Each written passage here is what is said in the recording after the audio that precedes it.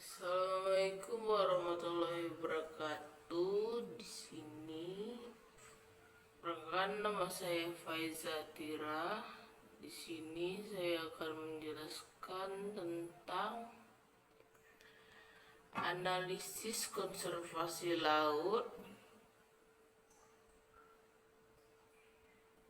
dan fauna di Indonesia yang terancam dan dilindungi berdasarkan hukum nasional dan hukum internasional. Analisis konservasi laut dan fauna di Indonesia. Pengertian konservasi laut dan fauna. Konservasi laut dan fauna di Indonesia adalah upaya pelestarian dan pengelolaan sumber daya laut dan fauna secara berkelanjutan untuk menjaga keanekaragaman hayati sumber daya alam dan nilai-nilai budayanya. Hal ini dilakukan dengan cara mendirikan kawasan konservasi perairan atau KKP dan menerapkan sistem zonasi yang mengatur berbagai kegiatan di dalam kawasan tersebut. Fauna terancam di Indonesia. Indonesia memiliki keanekaragaman hayati yang luar biasa, termasuk fauna endemik yang tidak ditemukan di tempat lain di dunia. Namun, banyak spesies fauna di Indonesia yang terancam punah akibat berbagai faktor. Seperti yang pertama ada perburuan liar untuk mendapatkan daging, kulit, dan bagian tubuh lainnya untuk perdagangan ilegal. Lalu kedua ada penebangan hutan yang mengakibatkan hilangnya habitat fauna. Ketiga, konversi lahan hutan dan lahan basah menjadi perkebunan, pertambangan, dan infrastruktur lainnya. 4. Pencemaran air dan tanah akibat limbah industri dan pertanian.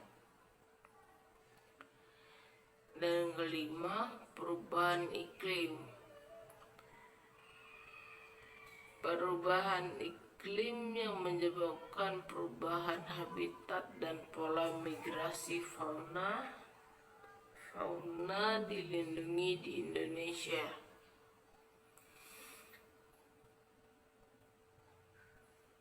Pemerintah Indonesia telah mengeluarkan berbagai peraturan untuk melindungi fauna yang terancam punah, antara lain terdapat di Undang-Undang dan PP Undang-Undang Nomor 5 Tahun 1990 tentang konservasi sumber daya alam hayati dan ekosistemnya. PP Nomor 7 Tahun 1999 tentang jenis tumbuhan dan satwa yang dilindungi. Peraturan Menteri LHK Nomor 92 Tahun 2018 tentang jenis tumbuhan dan satwa yang dilindungi.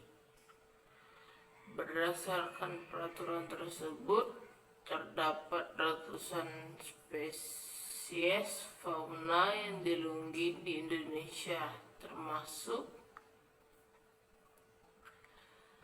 hewan mamalia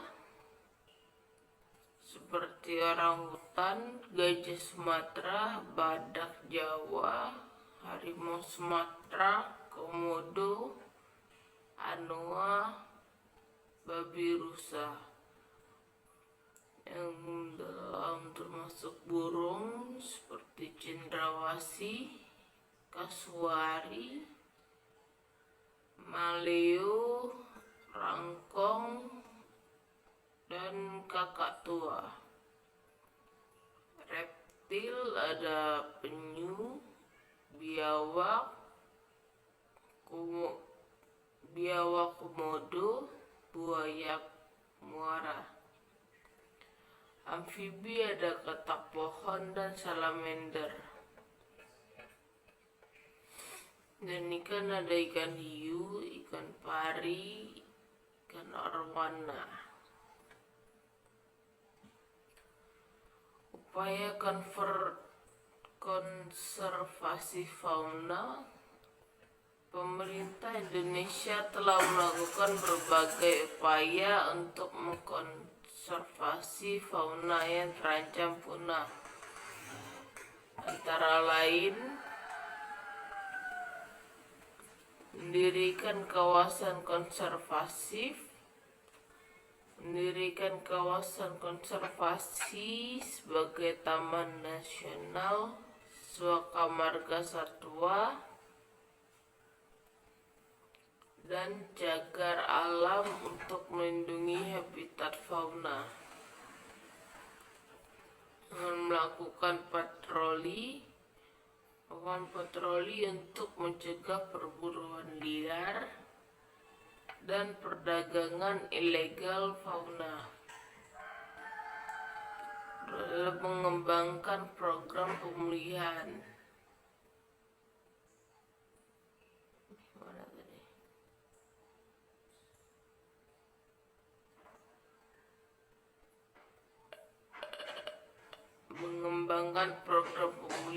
populasi fauna yang terancam punah melalui penangkaran dan pelepas liaran. Lalu ada meningkatkan kesadaran masyarakat tentang pentingnya menjaga kelestarian fauna melalui edukasi dan kampanye publik. Bekerja sama dengan organisasi internasional, bekerja sama dengan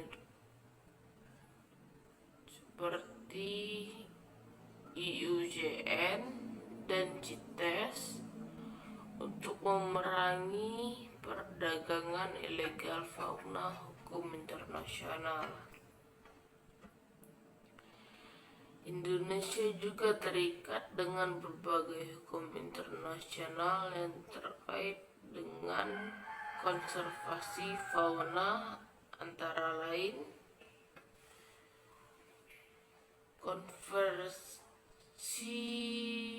Konvensi Keanekaragaman Hayati atau CBD. Konvensi ini bertujuan untuk melestarikan keanekaragaman hayati dan penggunaannya secara berkelanjutan.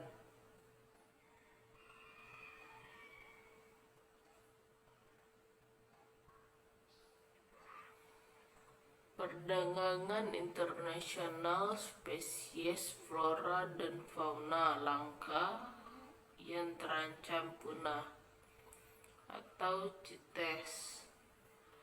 Konferensi ini bertujuan untuk mengatur perdagangan internasional spesies flora dan fauna yang terancam punah, konservasi Ramsar. Konferensi ini bertujuan untuk melestarikan lahan basah termasuk habitat fauna yang hidup di lahan basah.